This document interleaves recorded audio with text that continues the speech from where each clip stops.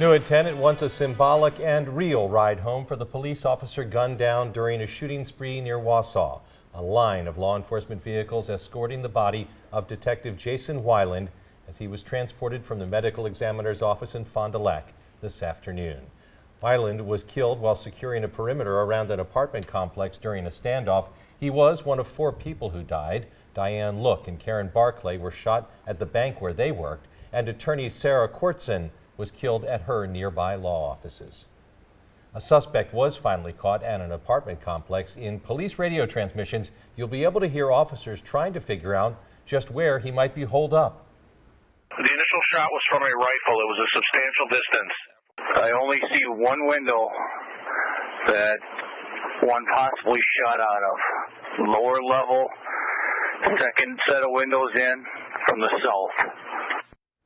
Now, that man was shot by police and remains hospitalized. Lauren Winfrey talked to a witness who lives across the street from the apartments and saw everything unfold. She is in Weston with new video.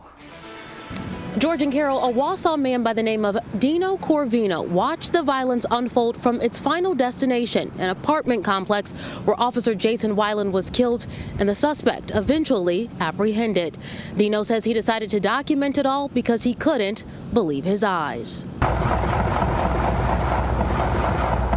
I heard the first set of shots, and then I lifted up my phone to record the second set of shots, and it was right about the time that I think it was all coming to an end. Final moments caught on camera. Dino Corvino says he watched an active shooter situation unfold from the steps of his porch across the street. We saw roughly 100 to 150 police officers sort of cycling through, like approaching the buildings, returning from the buildings, that sort of thing. And as he witnessed it all, he took pictures documenting police staking out the area while others worked to evacuate tenants from the building. Corvino even captured police using advanced technology to surveil the property. I think it's amazingly impactful that 4 deaths happened all over a small area. That small area being Marathon County, a place Corvino says he now wants to help heal. If you need our help, just let us carry you. And Dino Corvino describes the Marathon County community as a very tight-knit one, and that's been very apparent today